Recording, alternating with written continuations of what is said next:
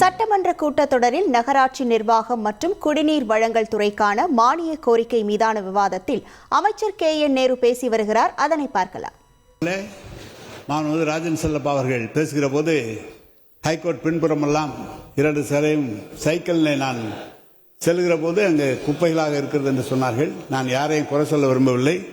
குப்பை கொட்டுகிறவர்கள் சாலை ஓரங்களில் வந்து கொட்டிவிட்டு செல்கிறார்கள். இப்போது ஹைகோர்ட் இப்போதுதான் மாநகராட்சியில் அது சேர்க்கப்பட்டிருக்கிறது. ஏற்கனவே அது மாநகராட்சியில் இல்லை, ஊராட்சிகளாக இருந்தது, இப்போது சேர்க்கப்பட்டிருக்கிறது. அதனால்தான் கோவையும் மதுரையும் எடுத்துக்காட்டாக முதலாக நம்முடைய குப்பையிலிருந்து மின்சாரம் தயாரிக்கிற அந்த திட்டத்தை எப்படி கொடுங்கையூரில் வந்திருக்கிறதோ அதுபோல கோவையிலும் மதுரையிலும் செய்யலாம் என்று பரிசாத்தமாக இப்போது ஏற்பாடு செய்யப்பட்டிருக்கிறது. எனவே இந்த ஆண்டு அது தொடங்கும் என்று கருதுகிறேன். எனவே அதுக்கான முழு ஏற்பாட்டை நாங்கள் செய்ய இருக்கிறோம்.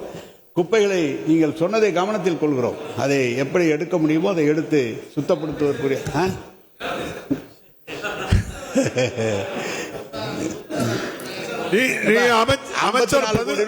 அமைச்சர் பதில் உரைக்கு வந்துடலாம். பதில் உரைக்கு வந்துடலாம். பேரவைத் தலைவர் அவர்களே, இந்த அவையில் 1989ஆம் ஆண்டு முதலில் அமைச்சராக நான் பொறுப்பேற்றேன்.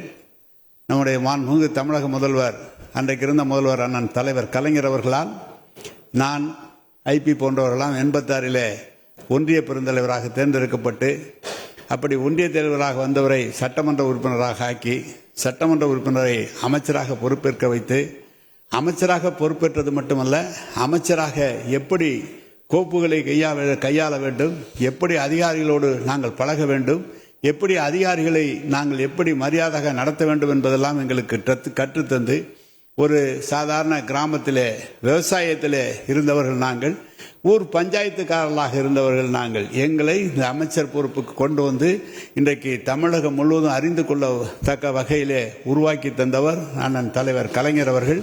அவர் இருக்கும் திசை நோக்கி வணங்குகிறேன். அடுத்ததாக தலைவர் கலைஞர் அவர்களோடு 40 ஆண்டு காலம் தொடர்ந்து தளபதி அவர்கள் பணியாற்றி, பல்வேறு பொறுப்புகளிலே பணியாற்றி, அப்படி தலைவர் கலைஞருக்கு பிறகு அவர் தந்த இடத்தை அப்படியே குறைக்காமல் கூடுதலாக்கி எல்லா பொறுப்புகளையும் மாவட்ட செயலாளர்களாக 20 ஆண்டு காலம் மாவட்ட செயலாளராக இருந்தவர் எங்களை தலைமை கழகத்திலே முதன்மை செயலாளராக உருவாக்கி, இன்றைக்கு அந்த உயர்வையும் இயக்கத்திலும் தந்து, இலாக்காவிலும் நீங்கள் சொல்வது போல ஒரு பெரிய இலாக்காவினுடைய பொறுப்பையும் தந்து எங்களை உருவாக்கி தந்தவர் அண்ணன் தளபதி அவர்கள். அவர்களுடைய இந்த பிறப்பு என்பது அவர்களுக்கான பிறப்பு என்று முடிவு செய்து பணியாற்றி கொண்டிருக்கிறோம்.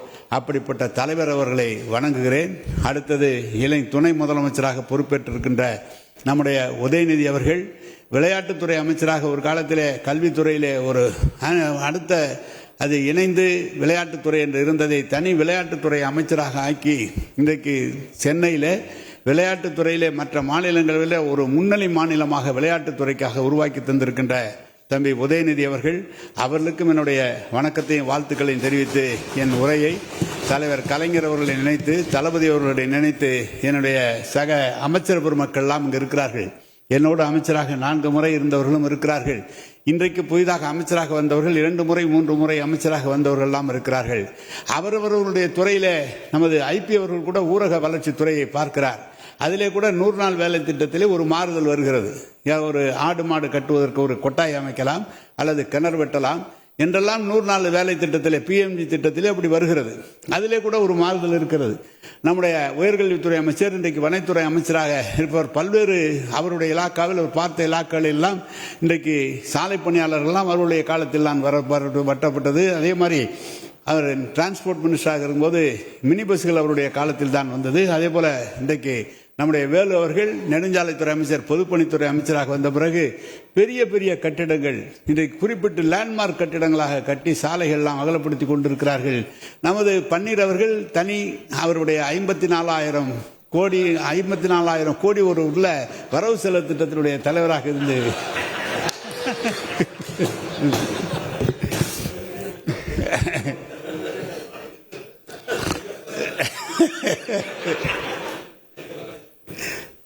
அப்படி ஏற்றுக்கொண்ட பொறுப்பிலே அமைச்சர்கள் சிறப்பாக செயல்படுகிறார்கள். நான் முதல்ல செந்தில் பாலாஜி அவர்கள் மின்துறை அமைச்சராக இன்றைக்கு பொறுப்பேற்றிருக்கிறார். நான் முதல்ல 89 மின்துறை அமைச்சர். நான் இது 17வது மானிய கோரிக்கையில் இருக்கிறேன். முதலில் 89 மின்துறை அமைச்சராக இருந்தபோது அப்போதெல்லாம் விவசாயிக்கு தனி பட்ஜெட் போல மின்துறைக்கு தனி பட்ஜெட் தனியாக தான் அதற்கு வரும். அப்போது கலைஞர் சொன்னார், எனக்கு நானே கொடுத்துறேன், பட்ஜெட்டை தாக்கல் செய்கிறேன் என்று சொன்னார். அவர் தான் அன்றைக்கு முதலில் ஆரம்பித்து வைத்தவர். அப்படிப்பட்டவரை தினந்தோறும் காலையில் எழுந்தவுடன் நினைக்காமல் நாங்கள் இருப்பதில்லை. அப்படிப்பட்ட இந்த இயக்கத்திலே தொடர்ந்து பல்வேறு அமைச்சர்கள் பல்வேறு பொறுப்புகளை மிக சிறப்பாக பணியாற்றி கொண்டிருக்கிற அமைச்சர்களுக்கெல்லாம் என்னுடைய வாழ்த்துக்களை வணக்கத்தை நான் தெரிவித்துக் கொள்கிறேன். சட்டமன்ற உறுப்பினர்கள் அனைவருக்குமே என்னுடைய வணக்கத்தை நான் கிட்டத்தட்ட எதிரிலே அமர்ந்திருக்கிற பாதி பேருக்கு மேலாக என்னோடு தொடர்ந்து பணியாற்றியவர்கள் தான் கடுமையாக எதிர்க்கக்கூடிய நிலையிலும் இருந்தது. அப்படிப்பட்ட இருந்தாலும் இன்றைக்கும் எங்களோடு பணியாற்றி கொண்டிருக்கிறார்கள். எனவே அனைவருக்கும் என்னுடைய வணக்கத்தை தெரிவித்து பேரவைத் தலைவர் அவர்களே, இந்த வரலாற்று சிறப்புமிக்க பேரவையில் 5வது ஆண்டாக நகராட்சி நிர்வாகம் மற்றும் குடிநீர் வழங்கல் துறையின் மானிய கோரிக்கையின் விவாதத்தின் மீது எனது பதிலுரையை தொடங்குகிறேன். நகரங்களாக வளர்ந்து வருவதில் இந்தியாவிலே தமிழ்நாடு முன்னணி மாநிலமாக திகழ்கிறது. முத்தமிழறிஞர் தலைவர் கலைஞர் அவர்கள் இப்பேரவையில் 1971ஆம் ஆண்டுக்கான நிதிநிலை அறிக்கையை அளித்த போது நகர்ப்புறங்களின் வசதி வாய்ப்புகளை கிராமத்து மக்கள் ஒரு காலகட்டத்திற்குள் பெற்றிட வேண்டும் என்னும் குன்றா ஆர்வத்துடன் இந்த அரசு செயல்படும் என்று குறிப்பிட்டிருந்தார்கள். மேற்கண்ட தலைவர் கலைஞர் அவர்களின் வழிகாட்டுதலின்படி நமது கழக அரசு அமையும் போதெல்லாம் இந்த துறையில் குடிநீர் வசதி, மழைநீர் வடிகாலுடன் கூடிய சாலைகள், திடக்கழிவு மற்றும் திரவ கழிவு மேலாண்மை, தெருவிளக்கு பராமரித்தல், பொது சுகாதாரம் பேணுதல், நீர்நிலைகளை பராமரித்து நிலத்தடி நீரை பெருக்குதல், குடிசை பகுதியிலே அடிப்படை வசதிகள் மற்றும் ஆரம்ப கல்வியை உறுதி செய்தல், பூங்காக்கள் மற்றும் விளையாட்டு மைதானங்களை அபிவிருத்தி செய்து முதியோர் மற்றும் இளைஞர் நலம் பேணுதல், நவீன தகன மேடைகள் அமைத்தல், பசுமை பரப்பினை அதிகரித்தல், இணைய வசதிகளை ஏற்படுத்துதல், நகரமைப்பு பணிகள் மற்றும் நகர்ப்புற வாழ்வாதாரத்தோடு மேம்பாடு போன்ற எண்ணற்ற பணிகளை முழு வீச்சில் நடைபெற்று வருவதை அனைவரும் அறிவீர்கள்.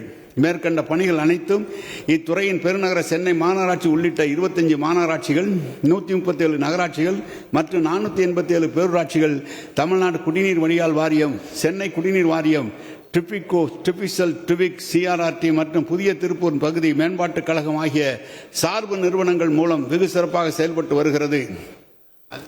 கடந்த 4 ஆண்டுகளில் நமது கழக அரசு வளர்ந்து வரும் நகர்ப்புற வளர்ச்சி, வரலாற்று முக்கியத்துவம் மற்றும் ஆன்மீக சுற்றுலா தலங்கள், நகரத்திற்கு வந்து செல்லும் மக்களுக்கு தேவைப்படும் வசதிகள் ஆகியவற்றின் அடிப்படையில் நகர்ப்புற உள்ளாட்சிகளின் தரத்தை உயர்த்தியுள்ளது. இதுவரை 10 மாநகராட்சிகள், 31 நகராட்சிகள் புதிதாக உருவாக்கப்பட்டுள்ளன. அத்துடன் மேலும் சில ஊரக மற்றும் நகர்ப்புற உள்ளாட்சிகளை அருகில் உள்ள மாநகராட்சி, நகராட்சி மற்றும் பேரூராட்சிகளுடன் இணைக்க நடவடிக்கைகள் எடுக்கப்பட்டு வருகிறது. 16 மாநகராட்சிகளுடன் 149 ஊராட்சிகள், 4 நகராட்சிகள், 5 பேரூராட்சிகளும், 41 நகராட்சிகளுடன் 146 ஊராட்சிகள், 1 பேரூராட்சி, 25 பேரூராட்சிகளுடன் 29 ஊராட்சிகளில் இணைக்க நடவடிக்கை எடுக்கப்பட்டு வருகிறது. மேலும் 29 ஊராட்சிகளில் 25 பேரூராட்சிகளாக, 7 பேரூராட்சிகள், 7 நகராட்சிகளாகவும் தரம் உயர்த்தப்படுகிறது. 22 ஊராட்சிகள் மற்றும் 6 பேரூராட்சிகள் சேர்ந்து 6 நகராட்சிகளாகவும் உயர்த்த நடவடிக்கை எடுக்கப்பட்டுள்ளது. இவை முடிவரும் போது நகர்ப்புற உள்ளாட்சிகளின் எண்ணிக்கை பெருநகர சென்னை மாநகராட்சி உட்பட 25 மாநகராட்சிகளாகவும், 146 நகராட்சிகளாகவும், 491 பேரூராட்சிகளாகவும் இருக்கும். நகர்ப்புற உள்ளாட்சிகளில் பொதுமக்களின் சிறப்பான போக்குவரத்தினை உறுதி செய்யும் ஒரு நோக்குடன் கடந்த 4 ஆண்டுகளில் 10,980 கோடி மதிப்பீட்டில் 17,774 கிலோமீட்டர் நீளத்திற்கு சாலை பணிகள் முடிக்கப்பட்டு 1,280 கிலோமீட்டர் நீளமுள்ள சாலை பணிகள் நடைபெற்று வருகின்றன. ரூபாய் 8,039 கோடி மதிப்பீட்டில் 380 குடிநீர் திட்டம் மற்றும் மேம்பாட்டு பணிகள் முடிக்கப்பட்டு 1,220 பணிகள் நடைபெற்று வருகின்றன. ரூபாய் 5,171 கோடி மதிப்பீட்டில் 2,253 கிலோமீட்டர் நீளத்திற்கு மழைநீர் வடிகால் பணிகள் முடிக்கப்பட்டு 420 கிலோமீட்டர் நீளத்திற்கு பணிகள் நடைபெற்று வருகின்றன. ரூபாய் 6,986 கோடி மதிப்பீட்டில் 42 பாதாள சாக்கடை திட்டம் மற்றும் மேம்பாட்டு பணிகள் முடிக்கப்பட்டு 51 பணிகள் நடைபெற்று வருகின்றன. ரூபாய் 1,002 கோடி மதிப்பீட்டில் 111 கழிவுநீர் சுத்திகரிப்பு நிலையங்கள் அமைக்கும் பணிகள் நடைபெற்று வருகின்றன. ரூபாய் 1,833 கோடி மதிப்பீட்டில் திடக்கழிவில் இருந்து உரம் தயாரிக்கும் மையங்கள், வளமைப்பு மையங்கள், தனிநபர் கழிப்பிடங்கள், சமுதாய மற்றும் பொது கழிப்பிடங்கள் உள்ளிட்ட பணிகளில் 11,340 பணிகள் முடிவுற்றும் 1,799 பணிகள் நடைபெற்று வருகின்றன. ரூபாய் 858 கோடி மதிப்பீட்டில் இதுவரை 7,10,000 எண்ணிக்கையிலான தெருவிளக்குகள் LED விளக்குகளாக மாற்றப்பட்டுள்ளன. ரூபாய் 1564 கோடி மதிப்பீட்டில் 107 புதிய பேருந்து நிலையங்கள் மற்றும் மேம்பாட்டு பணிகள் முடிவுற்றும் 110 பணிகள் நடைபெற்று வருகின்றன. ரூபாய் 932 கோடி மதிப்பீட்டில் 153 சந்தைகள் கட்டி முடிக்கப்பட்டும் 77 சந்தைகள் அமைக்கும் பணிகள் நடைபெற்று வருகின்றன. நம்முடைய ரூபாய் 242 கோடி மதிப்பீட்டில் 92 அறிவுசார் மையங்கள் மற்றும் 44 நூலகங்கள் கட்டி முடிக்கப்பட்டும் 10 அறிவுசார் மையங்கள் மற்றும் 134 நூலக பணிகளும் நடைபெற்று வருகின்றன. ரூபாய் 838 கோடி மதிப்பீட்டில் 1145 நீர்நிலைகள் தூர்வாரி கரைகள் பலப்படுத்தி சீரமைக்கப்பட்டும் 152 நீர்நிலைகள் மேம்பாட்டு பணிகள் நடைபெற்று வருகின்றன. ரூபாய் 436 கோடி மதிப்பீட்டில் 920 புதிய பூங்கா மற்றும் அபிவிருத்தி பணிகள் முடிக்கப்பட்டும் 197 பூங்கா பணிகள் நடைபெற்று வருகின்றன. ரூபாய் 412 கோடி மதிப்பீட்டில் 230 நவீன எரிவாயு தகன மேடைகள் கட்டி முடிக்கப்பட்டுள்ளன. ரூபாய் 338 கோடி மதிப்பீட்டில் நகர்ப்புற உள்ளாட்சிகளுக்கான அலுவலக கட்டிடங்கள் 27 கட்டி முடிக்கப்பட்டும் 74 பணிகளும் நடைபெற்று வருகின்றன. சென்னை தவிர பிற நகர்ப்புற உள்ளாட்சிகளில் ரூபாய் 398 கோடி மதிப்பீட்டில் பயோமைனிங் மூலம் தேக்க திடக்கழிவுகள் அகற்றி நிலத்தினை மீட்டெடுக்கும் பணிகள் பல்வேறு நகரங்களில் முடிவுற்றும் சில நகரங்களில் நடைபெற்று வருகின்றன. இப்பணிகள் முடிவரும் போது 692 ஏக்கர் நிலம் மீட்டெடுக்கப்படும். ரூபாய் 554 கோடி மதிப்பீட்டில் திடக்கழிவு மற்றும் திரவ கழிவு மேலாண்மை பணிகளுக்கு 8285 வாகனங்கள் கொள்முதல் செய்யப்பட்டு பயன்படுத்தப்பட்டு வருகின்றன. இதை தவிர நகர்ப்புற ஆரம்ப சுகாதார நிலையங்கள், சமுதாய கூடங்கள், அங்கன்வாடி உள்ளிட்ட இதர பல்வேறு பணிகளுக்கு ரூபாய் 3001 கோடி நிதி ஒதுக்கீடு செய்யப்பட்டு பணிகள் பல்வேறு நிலைகளிலே முன்னேற்றத்தில் உள்ளன. நகர்ப்புற உள்ளாட்சிகளின் மின் கட்டணம், குடிநீர் விநியோக கட்டடங்கள், பணியாளர்களுக்கான ஊதியம் ஆகியவற்றுக்காக ஆண்டுதோறும் சுமார் 5300 கோடி நகர்ப்புற உள்ளாட்சிகளுக்கு அரசு மூலம் வழங்கப்பட்டு வருகிறது. குடிநீர் கட்டணம், சொத்து வரி, தொழில் வரி, குத்தகை இனங்கள், கட்டிட அனுமதி, பிறப்பிறப்பு சான்றிதழ் ஆகியவற்றை பொதுமக்கள் இணையதளம் மூலம் எளிதாக பெறும் வகையில் இணையதள வசதிகள் செய்யப்பட்டுள்ளன. மன்னர்களின் தலைநகரமாக விளங்கிய ராமநாதபுரம், விவசாயம் சார்ந்த வணிகம், அபரிதமான தொழில் வளர்ச்சியை கொண்டுள்ள பெரம்பலூர் ஆகிய இரு நகராட்சிகளிலும் மாநகராட்சியாக தரம் உயர்த்துவது குறித்து மாண்புமிகு முதலமைச்சர் அவர்களுடன் கலந்து பேசி முடிவெடுக்கப்படும் என்பதையும் தெரிவித்துக் கொள்கிறேன். நகர்ப்புற உள்ளாட்சிகளில் புதிதாக அனுமதிக்கப்பட்ட பொறியியல், நகரமைப்பு மற்றும் சுகாதார பிரிவு பணியிடங்களில் 2566 பணியாளர்கள் அண்ணா பல்கலைக்கழகம் மூலம் தேர்ந்தெடுக்கப்பட்டு விரைவில் நியமிக்கப்பட உள்ளனர். பெருநகர சென்னை மாநகராட்சியில் நவீன உலகத்தரம் வாய்ந்த உட்கட்டமைப்பு மற்றும் சேவைகளை வழங்குவதற்காக சிங்கார சென்னை 2.0 திட்டம் 2021ஆம் ஆண்டு முதல் அறிமுகப்படுத்தப்பட்டது. இத்திட்டத்தின் மூலம் இதுவரை 966 கோடி மதிப்பீட்டில் 1048 பணிகள் முடிக்கப்பட்டு ரூபாய் 397 கோடி மதிப்பீட்டில் 103 பணிகள் நடைபெற்று வருகின்றன. சென்னை பெருங்குடி மற்றும் கொடுங்கையூரில் 990 கோடி மதிப்பீட்டில் திடக்கழிவுகளை பயோமைனிங் முறையில் அகற்றும் பணிகள் நடைபெற்று வருகின்றன. இப்பணிகள் முடிவரும் போது 568 ஏக்கர் நிலம் மீட்டெடுக்கப்படும். சென்னையில் 906 கோடி மதிப்பீட்டில் 13 பாலங்கள் கட்டி முடிக்கப்பட்டும் 12 பாலங்கள் கட்டி நடைபெறும் பணி நடைபெற்று வருகிறது. சென்னை பெருநகர பகுதியில் அதிகரித்து வரும் போக்குவரத்து தேவைகளை பூர்த்தி செய்ய பெருநகர சென்னை காவல்துறை மற்றும் பெருநகர சென்னை போக்குவரத்து கழகத்துடன் இணைந்து ஜைகா கடன் உதவியுடன் ஐடிஎம்எஸ் பணிகள் ரூபாய் 530 கோடி மதிப்பீட்டில் பெருநகர சென்னை மாநகராட்சி மூலம் மேற்கொள்ளப்பட்டு வருகின்றன. பெருநகர சென்னை மாநகராட்சியில் மாற்றுத்திறனாளிகள் கடலின் அழகை அருகில் சென்று ரசிக்கும் வண்ணம் மெரினா மற்றும் பெசன்ட் நகர் கடற்கரையில் 2 கோடி மதிப்பீட்டில் மர நடப்பாலங்கள் அமைக்கப்பட்டுள்ளன. பெருநகர சென்னை மாநகராட்சி முதலாக பொது மற்றும் தனியார் துறை பங்களிப்புடன் கழிப்பறைகளை புதிதாக கட்டவும், பழையனவற்றை புதுப்பித்து 8 ஆண்டுகள் பராமரிக்கவும், மண்டலம் 5, 6 மற்றும் மெரினா கடற்கரை பகுதியில் உள்ள பணிகளை ரூபாய் 430 கோடி மதிப்பீட்டிலும், இதர பகுதியில் உள்ள பணிகளை 1202 கோடி மதிப்பீட்டிலும் துவங்கியுள்ளது. நீலக்குடி கடற்கரை திட்டம் மூலம் 6 கோடியில் மெரினா கடற்கரை தரம் உயர்த்தப்பட உள்ளது. பல்வேறு சேவைகளான மின்வடம், குடிநீர் மற்றும் கழிவுநீர் குழாய்களான தனிப்பாதை போன்ற சிறப்பு அம்சங்கள் கொண்ட நடைபாதைகளுடன் கூடிய பெருநகர சாலைகள் சென்னை சிட்டி பார்ட்னர்ஷிப் திட்டத்தின் கீழ் தேர்வு செய்யப்பட்டு 5.6 கிலோமீட்டர் நீளமுள்ள 4 சாலைகள் ரூபாய் 132 கோடி மதிப்பீட்டில் நடைபெற்று வருகிறது. மேலும் 6.6 கிலோமீட்டர் நீளமுள்ள 5 சாலைகள் ரூபாய் 122 கோடி மதிப்பீட்டில் மேற்கொள்ளப்பட உள்ளன. தமிழ்நாடு குடிநீர் வடிகால் வாரியம் தமிழ்நாட்டில் உள்ள அனைத்து மக்களுக்கும் பயன்பெறும் வகையில் குடிநீர் திட்டங்களை செயல்படுத்துவதற்காக பாதாள சாக்கடை திட்டங்கள் நிறைவேற்றுவதற்காகவும் 1971ஆம் ஆண்டு முத்தமிழறிஞர் தலைவர் கலைஞர் அவர்களால் தமிழ்நாடு குடிநீர் வடிகால் வாரியம் மூலம் உருவாக்கப்பட்டது. நமது கழக அரசு மீண்டும் 2021 ஆண்டு அமைந்தபோது தமிழ்நாடு குடிநீர் வடிகால் வாரியம் மூலம் 4.26 கோடி மக்களுக்கு 1935 மில்லியன் லிட்டர் குடிநீர் வழங்கப்பட்டு வந்தது. கடந்த 4 ஆண்டுகளில் நமது கழக அரசு வாரியம் மூலம் ரூபாய் 9,011 கோடி மதிப்பீட்டில் 71 கூட்டு குடிநீர் திட்டங்களை நிறைவேற்றியுள்ளது. மேலும் ரூபாய் 891 கோடி மதிப்பீட்டில் 52 கூட்டு குடிநீர் திட்டங்களை மறுசீரமைத்து இதன் மூலம் கூடுதலாக 101 கோடி 2 லட்சம் மக்கள் பயன்பெறும் வகையில் 351 மில்லியன் லிட்டர் குடிநீர் வழங்கப்பட்டு வருகிறது. ஆக 70 நகராட்சிகள், 325 பேரூராட்சிகள் மற்றும் 51,048 ஊரக குடியிருப்புகளுக்கு சராசரியாக நாள் ஒன்றுக்கு 2,286 மில்லியன் லிட்டர் பாதுகாக்கப்பட்ட குடிநீர் 5.28 கோடி மக்களுக்கு வழங்கப்பட்டு வருகிறது. மேலும் தற்போது 17,453 கோடி மதிப்பீட்டில் 25 குடிநீர் திட்ட பணிகளும் ரூபாய் 767 கோடி மதிப்பீட்டில் 4 குடிநீர் திட்ட மறுசீரமைப்பு பணிகளும் நடைபெற்று வருகின்றன. இதன் மூலம் இன்னும் கூடுதலாக 806 மில்லியன் லிட்டர் குடிநீர் 137 லட்சம் மக்கள் பயன்பெறும் வகையில் கிடைக்கும். ஆக இவை நிறைவேறும் போது, அதாவது செப்டம்பர் 2025 மொத்தமாக 6.65 கோடி மக்கள் பயன்பெறும் வகையில் 3,092 மில்லியன் லிட்டர் பாதுகாக்கப்பட்ட குடிநீர் வழங்க முடியும். புதிதாக ஒகேனக்கல் கூட்டு குடிநீர் திட்டம் 2ஆம் கட்டம், புதிதாக ஒகேனக்கல் கூட்டு குடிநீர் திட்டம் 2ஆம் கட்டம், சேந்தமங்கலம் கூட்டு குடிநீர் திட்டம், திண்டுக்கல் மாநகராட்சி கூட்டு குடிநீர் திட்டம், கரூர் திருச்சி கூட்டு குடிநீர் திட்டம், புதுக்கோட்டை கூட்டு குடிநீர் திட்டம், மயிலாடுதுறை கூட்டு குடிநீர் திட்டம், தென்காசி கடையநல்லூர் கூட்டு குடிநீர் திட்டம், தூத்துக்குடி திருச்செந்தூர் கூட்டு குடிநீர் திட்டம், ஈரோடு அந்தியூர் கூட்டு குடிநீர் திட்டம், திருப்பூர் கூட்டு குடிநீர் திட்டம், திருவள்ளூர் கூட்டு குடிநீர் திட்டம், காணை கூட்டு குடிநீர் திட்டம் மற்றும் கள்ளக்குறிச்சி, கோயம்புத்தூர், கன்னியாகுமரி ஆகிய மாவட்டங்களுக்கான கூட்டு குடிநீர் திட்டங்கள் உள்ளிட்ட 16 திட்டங்களுக்காக ரூபாய் 16,875 கோடி மதிப்பீட்டில் செயல்படுத்த தேவையான அனைத்து நடவடிக்கைகள் எடுக்கப்பட்டுள்ளன. ஆக இந்த 16 திட்டங்கள் நிறைவேறும் போது 7.5 கோடி மக்கள் 7.5 கோடி 7.5 கோடி மக்களுக்கு 3,627 மில்லியன் லிட்டர் பாதுகாக்கப்பட்ட குடிநீர் வழங்க இயலும்.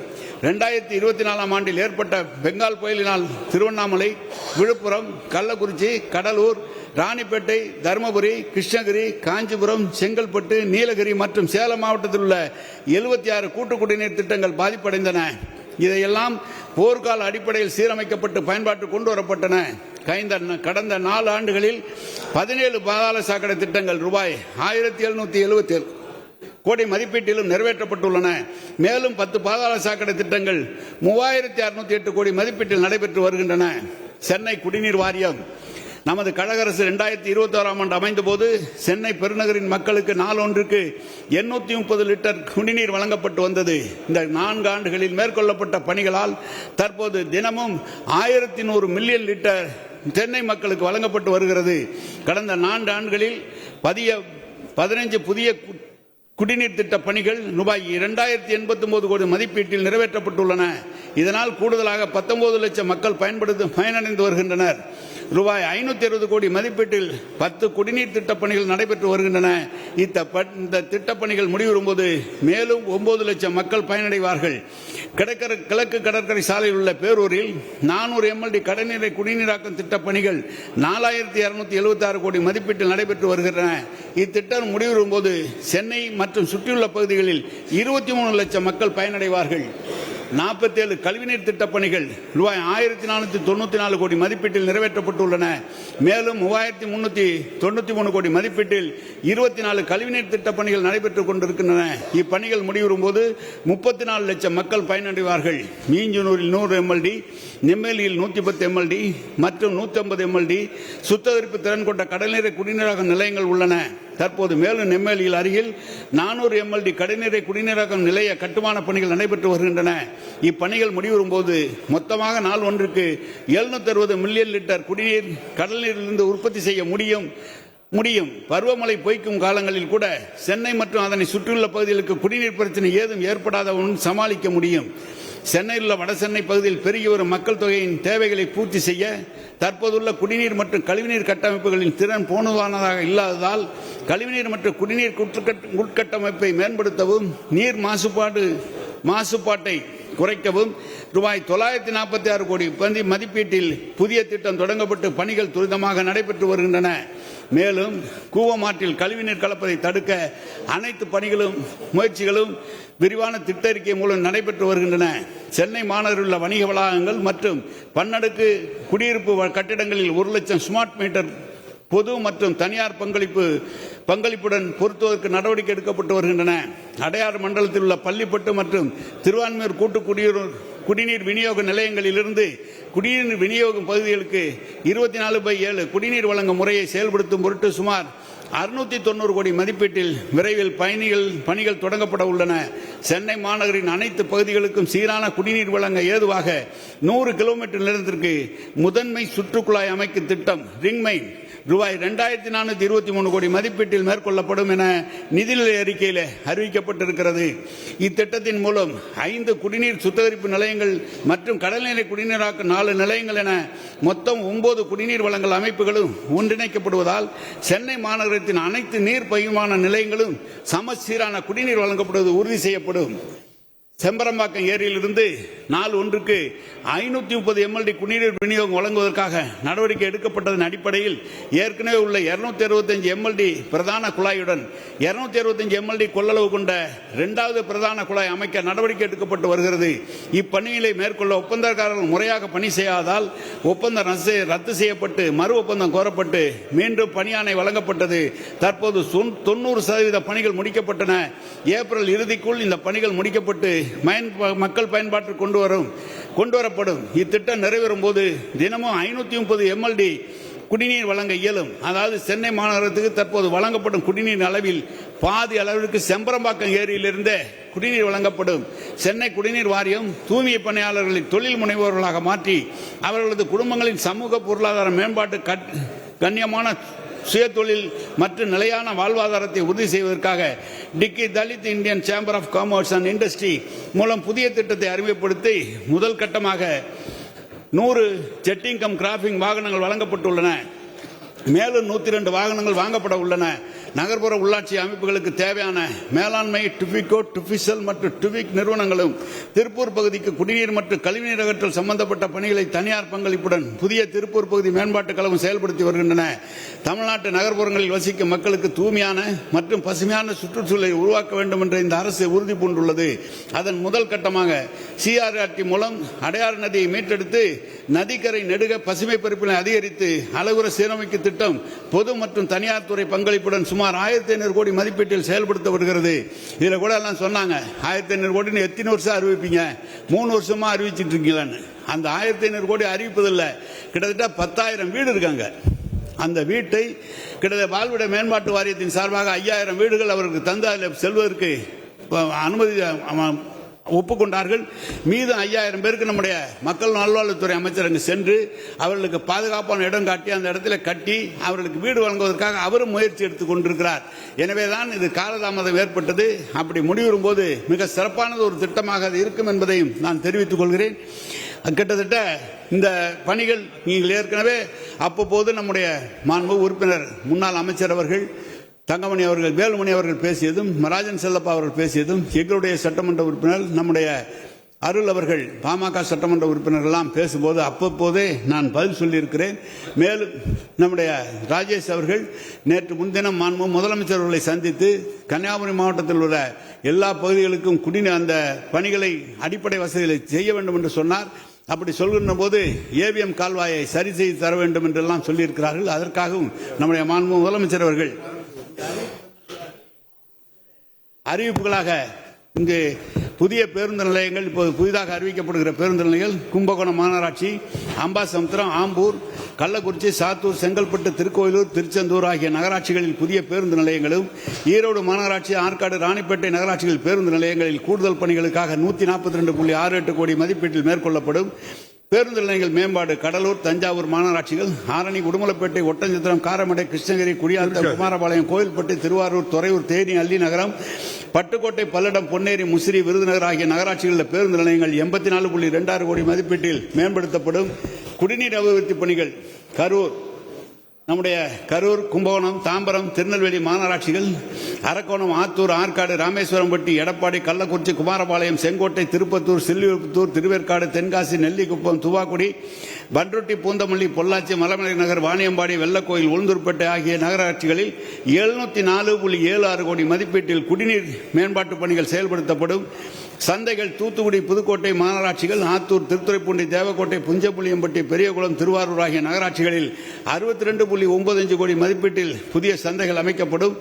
திருச்சிராப்பள்ளி மாநகராட்சி, அரியலூர், கள்ளக்குறிச்சி, திருக்கோயிலூர், முசிறி, மேட்டூர், கோபிச்செட்டிப்பாளையம், வாலாஜாப்பேட்டை ஆகிய நகராட்சிகளில் 38.80 கோடி மதிப்பீட்டில் ஏற்கனவே உள்ள சந்தைகள் மேம்படுத்தப்படும். வால்பாறை நகராட்சியில் 9 கோடி மதிப்பீட்டில் புதிய வணிக வளாகம் அமைக்கப்படும். மாநகராட்சி மற்றும் நகராட்சிகளில் பசுமை வேலிகளை அதிகரிக்கும் நோக்கில் இந்த ஆண்டு 27.26 கோடி மதிப்பீட்டில் 50 புதிய பூங்காக்கள் உருவாக்கப்படும். மாநகராட்சி மற்றும் நகராட்சி பகுதிகளில் 311.78 கோடி மதிப்பீட்டில் 69,500 புதிய LED தெருவிளக்குகள் அமைக்கப்படும். 45,700 பழைய தெருவிளக்குகள் புதிய LED விளக்குகளாக மாற்றப்படும். நீர்நிலைகள் மேம்பாடு, நீர்நிலைகளை புறமணித்து நிலத்தடி நீர் மட்டத்தை உயர்த்துவதற்காக இவ்வரசு மிக முக்கியத்துவம் அளித்திருக்கிறது. இந்த ஆண்டு 19.53 கோடி மதிப்பீட்டில் 25 நீர்நிலைகளில் கரைகள் பலப்படுத்தி நடைபாதைகள், பசுமைவெளி பூங்காக்கள் அமைக்கப்படும். பூங்காக்கள் மேலும் திருச்சிராப்பள்ளி மாநகராட்சியில் உள்ள கொட்டப்பட்டு ஏரி, கொல்லங்கோடு நகராட்சியில் உள்ள AVM கால்வாய், மயிலாடுதுறை மற்றும் ராமநாதபுரம் நகராட்சியில் அமைந்துள்ள அனைத்து நீர்நிலைகளிலும் ஜெர்மன் வங்கி நிதியுதவியுடன் 95.35 கோடி மதிப்பீட்டில் புறநமைக்கப்படும். பல்லடுக்கு வாகன நிறுத்தம், சுற்றுலா பயணிகளை வசதிக்காக வாகன நெரிசலை குறைக்கும் வகையிலும் சுற்றுலா தரமான வால்பாறை நகராட்சியில் 6 கோடி மதிப்பீட்டில் பல்லடுக்கு வாகன நிறுத்தம் அமைக்கப்படும். நவீன இறைச்சி கூடங்கள் கடலூர் மாநகராட்சி, ராமநாதபுரம், காயல்பட்டினம், திருத்துறைப்பூண்டி, திருவந்திபுரம், பரமக்குடி, விழுப்புரம் நகராட்சிகளில் 6.25 கோடி மதிப்பீட்டில் புதிய நவீன இறைச்சி கூடங்கள் அமைக்கப்படும். மேலும் அருப்புக்கோட்டை மற்றும் மேட்டூர் நகராட்சியில் உள்ள இறைச்சி கூடங்கள் 1 கோடி மதிப்பீட்டில் மேம்படுத்தப்படும். விலங்குகள் இனப்பெருக்க கட்டுப்பாட்டு மையம் மாநகராட்சி மற்ற நகராட்சி பகுதிகளில் தெருநாய்களின் எண்ணிக்கையை கட்டுப்படுத்தும் பொருட்டு நகர்ப்புற உள்ளாட்சிகளில் விலங்கு இனப்பெருக்க கட்டுப்பாட்டு மையங்கள் முழுமையாக அனைத்து இடங்களிலும் அமைக்கப்படும். நவீன எரிவாயு தகன மேடைகள் சுற்றுச்சூழலை மேம்படுத்தவும் சுகாதாரமான சூழ்நிலை உருவாக்கவும் இந்த ஆண்டு 27.47 கோடி மதிப்பீட்டில் கடலூர், ஓசூர், தூத்துக்குடி, தாம்பரம், புதுக்கோட்டை, திண்டுக்கல் மாநகராட்சிகள், சிவகங்கை, விருதுநகர், உதகமண்டலம், மறைமலை நகர், பெரம்பலூர், அரியலூர், திருவந்திபுரம் நகராட்சிகள் புதிய நவீன எரிவாயு தகன மேடைகள் அமைக்கப்பட்டும். தஞ்சாவூர், காஞ்சிபுரம் மாநகராட்சிகள், வேதாரண்யம், அருப்புக்கோட்டை, விழுப்புரம், திருநன்றவூர், புகழூர் ஆகிய நகராட்சிகளில் உள்ள எரிவாயு தகன மேடைகள் மேம்படுத்தப்படும். மண்டல அலுவலகங்கள் புதிதாக உருவாக்கப்பட்ட நாமக்கல், புதுக்கோட்டை, திருவண்ணாமலை மாநகராட்சியில் ரூபாய் 48 கோடி மதிப்பீட்டில் புதிய மண்டல அலுவலகங்கள் அமைக்கப்படும். பள்ளி கட்டிட மேம்பாடு மாநகராட்சி மற்றும் நகராட்சி பகுதியில் உள்ள அரசு பள்ளி மற்றும் நகர்ப்புற உள்ளாட்சி பள்ளிகளுக்கு தேவையான புதிய வகுப்பறைகள் மற்றும் இதர உள்கட்டமைப்பு வசதிகள் 87.10 கோடி மதிப்பீட்டில் அமைக்கப்படும். பழுதடைந்துள்ள பள்ளி கட்டிடங்கள் ரூபாய் 52.26 கோடி மதிப்பீட்டில் சீரமைக்கப்படும். கழிவுநீரை சுத்திகரித்து மறு உபயோகம் செய்தல் கடலூர் மாநகராட்சி, தருமபுரி, அருப்புக்கோட்டை நகராட்சிகளில் கழிவுநீர் சுத்திகரிப்பு நிலையத்திலிருந்து வெளியேறும் நீரினை மறு சுத்திகரிப்பு செய்து தொழிற்சாலைகள் பயன்படுத்த விரிவான திட்ட அறிக்கை தயாரிக்கப்படும். விடுபட்ட பகுதியில் பாதாள சாக்கடை திட்டம் தாம்பரம் மாநகராட்சி மற்றும் விருதுநகர் நகராட்சியில் விடுபட்ட பகுதியில் பாதாள சாக்கடை திட்டம் அமைக்க முதல் கட்டமாக தாம்பரம் மாநகராட்சி 750 கோடியும், விருதுநகர் நகராட்சிக்கு 50 கோடியும் தேசிய வீட்டு வசதி வங்கி மற்றும் ஜெர்மன் வங்கி நிதியுடன் செயல்படுத்தப்படும். புதிய பாதாள சாக்கடை திட்டங்கள் பாதாள சாக்கடை திட்டம் வசதி இல்லாத புதிய மாவட்ட தலைநகரான தென்காசி, ராணிப்பேட்டை நகராட்சியில் பாதாள சாக்கடை திட்டம் அமைக்க திட்ட அறிக்கை தயாரிக்கப்படும். மாண்புமிகு முதலமைச்சர் அவர்களின் சட்டமன்ற பேரவையில் 3750 கோடி மதிப்பீட்டில் நகர்ப்புற உள்ளாட்சிகளில் புதிதாக சாலைகள் அமைக்கவும் தார் சாலைகள் புதுப்பிக்கவும் அறிவித்தார்கள். மேற்படி சாலைகள் அமைக்கும் போது தேவைப்படும் சாலைகளில் 880 கிலோமீட்டர் நீளத்தை 770 கிலோமீட்டர் நீளத்திற்கு ரூபாய் 481 கோடி மதிப்பீட்டில் மழைநீர் வடிகால் பணிகளும் மேற்கொள்ளப்படும்.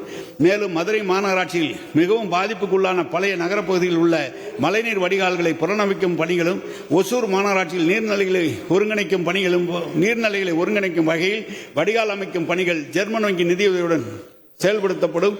நகராட்சிகளாக தரம் உயர்த்தல் திருச்செங்கோடு, உடுமலைப்பேட்டை, பழனி ஆகிய 3 தேர்வுநிலை நகராட்சிகளை சிறப்பு நிலை நகராட்சிகளாகவும், நந்திவரம், கூடுவாஞ்சேரி, பல்லடம், ராமேஸ்வரம் ஆகிய 3 முதல் நிலை நகராட்சிகளை தேர்வுநிலை நகராட்சிகளாகவும், மாங்காடு, குன்றத்தூர், வெள்ளக்கோயில், அரியலூர், அம்பாசமுத்திரம் ஆகிய 5 இரண்டாம் நிலை நகராட்சிகளை முதல் நிலை நகராட்சிகளாகவும் தரம் உயர்த்தப்படும். பள்ளி கட்டிடங்கள் உள்கட்டமைப்பு வசதிகளை மேம்படுத்துவதற்கு இவ்வரசின் தலையான நோக்கங்களில் ஒன்றாகும். பெருநகர சென்னை மாநகராட்சியில் இருந்து இந்த ஆண்டு புதிய பள்ளி கட்டிடங்கள் மற்றும் கூடுதல் வகுப்பறைகள் 75 கோடி மதிப்பீட்டில் கட்டப்படும். நடைபாதைகள் அமைத்தல் சென்னை பெருநகர அழகுபடுத்தி குழந்தைகள் முதல் பெரியவர்கள் வரை அனைவரும் பாதுகாப்பாக நடைபாதைகளை பயன்படுத்தும் விதமாக வாகனம் சாரா போக்குவரத்து திட்டத்தின் கீழ் பேருந்து தட சாலைகள் 170 கிலோமீட்டர் நீளத்திற்கு 200 கோடி மதிப்பீட்டில் நடைபெறும்.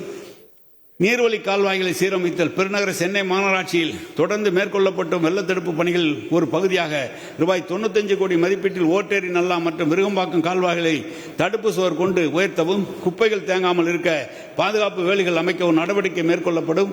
பெருநகர சென்னை மாநகராட்சி பகுதியில் நிலத்தடி நீர் மட்டத்தை உயர்த்த 52 கோடி மதிப்பீட்டில் புதிய பூங்காக்கள், பொதுநர இடங்களில் மழைநீர் சேகரிப்பு கட்டமைப்புகள் அமைக்கப்படும். நீர்நிலைகளை புறமணித்தல். பெருநகர சென்னை மாநகராட்சி பகுதியில் உள்ள ஏரிகள் மற்றும் குளங்களை மறுசீரமைத்து நீர்நிலைகளின் கொள்ளளவை அதிகரிக்கவும், அதனை சுற்றியுள்ள பகுதிகளில் வெள்ள பாதிப்பினை தவிர்க்கவும் ரூபாய் 120 கோடி மதிப்பீட்டில் பணிகள் மேற்கொள்ளப்படும். பெருநகர சென்னை மாநகராட்சி பகுதியில் உள்ள பசுமையாக இயற்கை சூழலை ஏற்படுத்த 60 கோடி மதிப்பீட்டில் 30 புதிய பூங்காக்கள் அமைக்கப்படும்.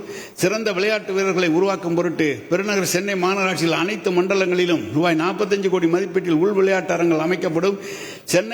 பெருநகர சென்னை மாநகராட்சியில் மயான பூமிகளில் ரூபாய் 60 கோடி மதிப்பீட்டில் நவீன எரிவாயு தகன மேடைகள் அமைக்கப்படும்.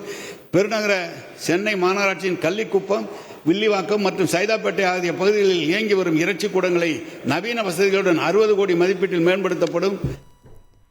சட்டப்பேரவையில் நகராட்சி நிர்வாகம் மற்றும் குடிநீர் வழங்கல் துறைக்கான மானிய கோரிக்கை மீதான விவாதத்தில் அமைச்சர் KN நேரு பேசிய காட்சிகளை நாம் பார்த்தோம்.